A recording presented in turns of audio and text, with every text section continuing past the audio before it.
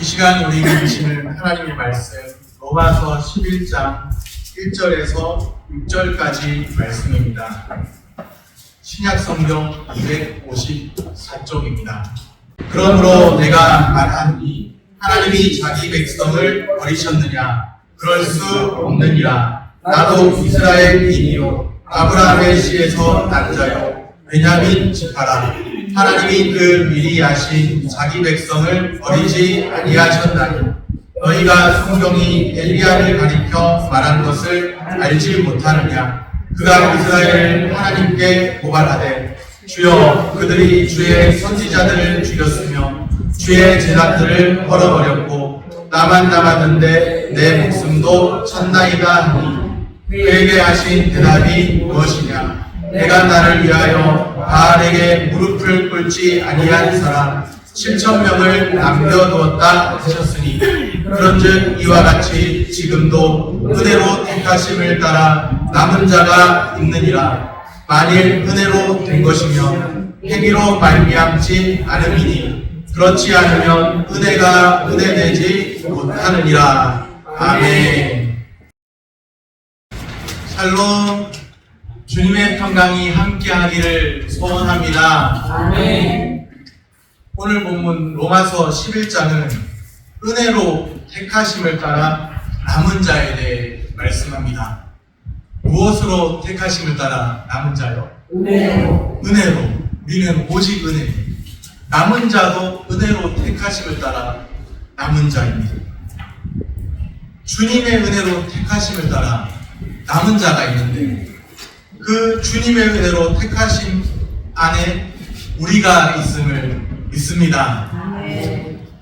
바울은 중요한 질문을 합니다. 로마서의 저자가 바울이죠. 원 저자는 하나님이시고 또 인간 저자는 바울인데 바울이 로마서에서 오늘 11장에서 중요한 질문을 합니다. 1절 말씀입니다. 그러므로 내가 말하노니 하나님이 자기 백성을 버리셨느냐? 그 다음 말씀이 어떻게 돼요? 그럴 수 없느니라. 나도 이스라엘인이요 아브라함의 씨에서 난 자요 베냐민 지파라. 하나님이 자기 백성을 버리셨느냐?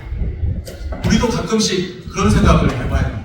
버리셨다까지는 아니지만 하나님 왜 내 기도를 듣지 않으시지? 왜 나를 외면하시지? 하나님이 나에 대해서 관심이 덜하신 것은 아닐까? 그런 생각할 때가 있는데 바울이 그런 질문을 합니다. 하나님이 자기 백성을 버리셨느냐? 그 답은 그럴 수 없느니라. 그럴 수 없느니라입니다. 하나님이 자기 백성을 버리셨느냐? 이 물음은 시편 94편 14절을 떠오르게 합니다. 시편 94편 14절 말씀입니다. 제가 읽어드리겠습니다. 여호와께서는 자기 백성을 버리지 아니하시며 자기의 소유를 외면하지 아니하시리로다. 아멘. 여호와께서는 자기 백성을 버리지 아니하시며 자기의 소유를 외면하지 아니하시리로다. 저도 소유에 대한 의식이 굉장히 큰 사람이라서 제 책이 조금만 구겨져도 어떻게 하다가 구겨져도 참 이렇게 마음이 아파하는 사람인데 우리 하나님은 그보다 더하신 분이신가? 소유의식이 굉장하신 분이신가 봐요. 자기 백성을 버리지 아니하시며 자기의 소유를 외면하지 아니하시려다. 그렇게 말씀합니다. 여호와는 자기 백성을 버리지 않는다. 여호와는 하나님의 이름이죠. 하나님께서 하나님의 백성을 버리지 않으십니다. 성경 어디를 봐도 부모는 자기 자녀를 잊을지라도 하나님은 자기 백성을 버리지 않는다. 그렇게 말씀합니다. 그 자체가 참 은혜죠.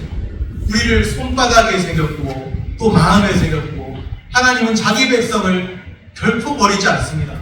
꼭 자녀를 낳은 부모가 자기 자식을 잊을지라도 우리 하나님은 자기 백성, 자기 자녀를 잊지 않으시는 분이십니다.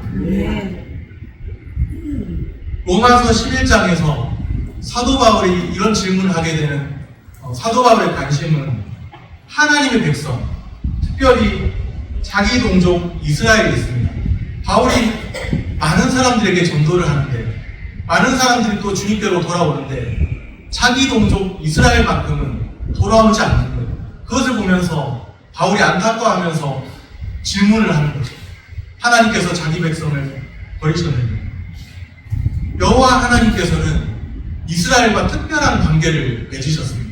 그 관계가 구약에서는 언약 관계로 나타나죠. 아브라함에게, 이삭에게, 야곱에게 언약을 맺으신 언약의 하나님이십니다. 하나님은 언약의 하나님이시요 그 이스라엘 백성들은 언약의 백성입니다. 그러면 이스라엘의 궁극적인 운명은 어떻게 되는 것일까요? 바울 당시의 이스라엘은 하나님의 아들 예수 그리스도의 복음을 배척했습니다. 하나님의 아들이 직접 오셨는데 하나님의 아들 예수 그리스도의 복음을 외면했습니다. 복음에 나타난 하나님의 의가 있는데 그 하나님의 의, 그리스도의 의를 모릅니다. 자기 의를 세우려고 하나님의 의에 복종하지 않는 이스라엘입니다. 율법에 대한 열심을 가지고 있어서 율법에 대한 열심으로 열심히 특심해서 사니까 자기 의로 충만해서 하나님의 의를 위해 사는 줄로 착각하고 살았죠. 그들 중에 바울도 있었습니다. 예수 믿기 이전에 바울은 그리스도의 교회를 핍박하는 자였습니다. 복음을 배척했죠. 그리스도인들을 핍박했습니다. 그런데 하나님의 택하심으로 인해서 하나님의 택하심이 있었기 때문에 바울은 이방인의 사도로 때가 참에 부르심을 받았습니다. 하나님의 택하심이 있고 때가 참에 하나님께서 바울을 부르셨습니다. 하나님의 은혜로 바울이 하나님께로 돌이키게 된 것도 하나님의 은혜로 바울이 부르심을 받고 돌이켜 구원받았습니다. 바울의 돌이킴을 보며 불순종하는 이스라엘 역시도 돌이켜서 구원받을 수 있다는 것을 보여줍니다. 그 증거가 될 수 있죠. 모든 이스라엘이 돌아오진 않는다 해도 주님께로 돌아오는 이스라엘, 하나님이 택하신 자라면 때가 참에 하나님이 부르시면 돌아오게 될 것입니다. 바울을 부르신 것처럼 은혜로우신 부르심을 받은 백성들이 있습니다.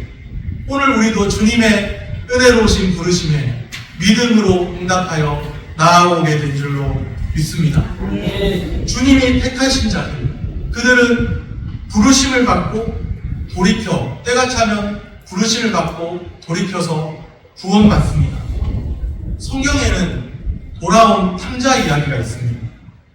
탕자는 어떤 뜻이냐? 탕자 두 글자로 되어 있는데 사람 이름이 아니고 방탕한 자를 뜻하는 말이죠. 탕자가 아버지를 떠나서 방탕하고 방황해도 그는 여전히 그 아버지의 아들입니다. 그가 아들이라는 것을 무엇을 보면 알 수 있을까요?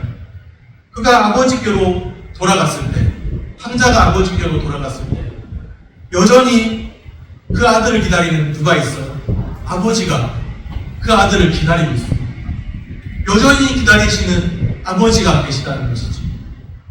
하나님과 이스라엘의 관계가 마치 이와 같습니다. 여전히 기다리시는 아버지, 이스라엘이 돌아오기를 기다리고 계시는 하늘 아버지 계시죠. 하나님과 이스라엘 관계가 이와 같고 하나님과 우리의 관계도 이와 같습니다. 우리의 삶이 실패할 때도 우리가 소망을 말할 수 있는 분명한 이유가 있죠. 돌아갈 집이 있습니다. 기다리시는 하늘 아버지가 계십니다. 하나님은 한 번 선택하신 자기 백성을 결코 버리지 아니하시는 하나님이십니다. 로마서 8장에 표현된, 오늘 우리가 11장 보고 있는데 몇 장 앞으로 가면 로마서 8장이 있잖아요. 로마서 8장에 표현된 하나님의 구원 역사가 있습니다. 하나님의 구원 역사 어떻게 될까요? 먼저 하나님이 미리 아신 자들, 미리 사랑하신 자들, 여기서 미리 안다는 것은 미리 사랑한다는 그런 뜻입니다. 미리 사랑하신 자들을 미리 택하십니다.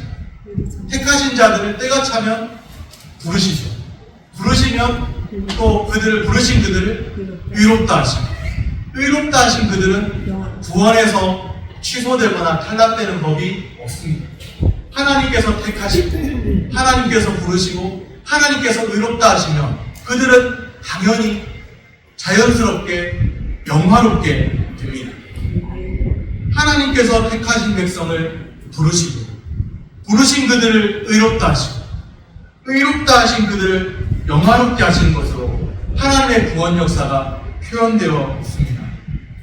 택하신 자기 백성을 포기하지 않으시는 하나님이 계신다는 것. 하나님이 택하셨으면 반드시 그들을 부르시고 또 반드시 그들을 의롭다 하시고 또 반드시 그들을 영화롭게 하십니다. 하나님이 택하셨는데 한 번 택한 백성인데 때가 찼는데도 부르지 않거나 또 의롭다 하지 않거나 택하셨는데 의롭다 하지 않거나 영화롭게 하지 않는 백성은 없습니다.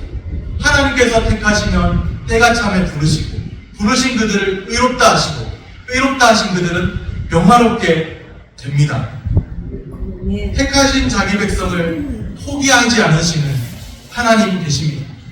하나님이 우리를 포기하지 않으시고 하나님이 나를 포기하지 않으셨는데 하나님이 나를 하나님의 백성으로 살라고 지금도 부르고 계신데 우리 스스로 하나님의 말씀을 떠나 있는 삶, 우리 스스로 하나님의 백성이기를 포기하는 삶을 살지 않도록 하나님 말씀을 늘 가까이 하며 사시기를 바랍니다.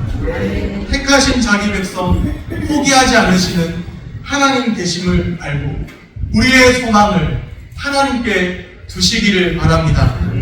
하나님은 여전히 우리를 택하셨을 뿐만 아니라 지금도 부르고 지금도 부르시고 지금도 인도하고 계시는 줄로 믿습니다. 하나님은 자기 백성을 버리지 아니하십니다. 바울은 구약의 엘리야 선지자, 구약의 참 위대한 선지자이고 엘리야 선지자를 예로 들어서 말씀합니다. 오늘 본문 로마서 11장 2절에 보면 하나님이 그 미리 하신 자기 백성을 버리지 아니하셨나니 너희가 성경이 엘리야를 가리켜 말한 것을 알지 못하느냐. 하나님은 미리 하신 자기 백성을 버리지 않습니다. 엘리야를 보시기 바랍니다. 엘리야 선지자 시대에 바알 숭배자들이 주의 선지자들을 학살했습니다. 이때 선지자 노릇하기가 참 쉽지 않았을 것 같아요. 선지자들이 학살당하고 핍박당하는 그런 시대에 선지자로 살기가 쉽지 않았을 것 같습니다. 주의 선지자들을 학살했고 주의 제단을 파괴했죠. 이러한 때에 태어났으면 믿음으로 살기가 쉽지 않았을 거예요. 주의 선지자들이 죽임당하고 주의 제단, 예배당이 파괴당하는 그런 일들도 일어났습니다. 세상에 이런 일이 예배당이 파괴당하는 일들이 있는 거예요. 바알 숭배자들에 의해서 그런 일들이 있다는 것이죠. 마지막 남은 증인이 있습니다. 그 사람이 엘리야 선지자였는데 엘리야의 목숨까지도 바알 숭배자들이 해하려고 했습니다. 오늘 본문 3절입니다. 주여 그들이 주의 선지자들을 죽였으며 이것이 누가 하는 말인가? 바울의 입술을 통해서 엘리야가 구약의 엘리야가 하는 말인 거예요.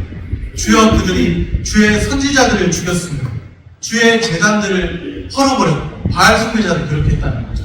나만 남았는데 엘리야 자신 나만 남았는데 내 목숨도 찾나이다? 아니 이럴 때라고 한다면 얼마나 믿음 생활하기가 쉽지 않았겠습니까?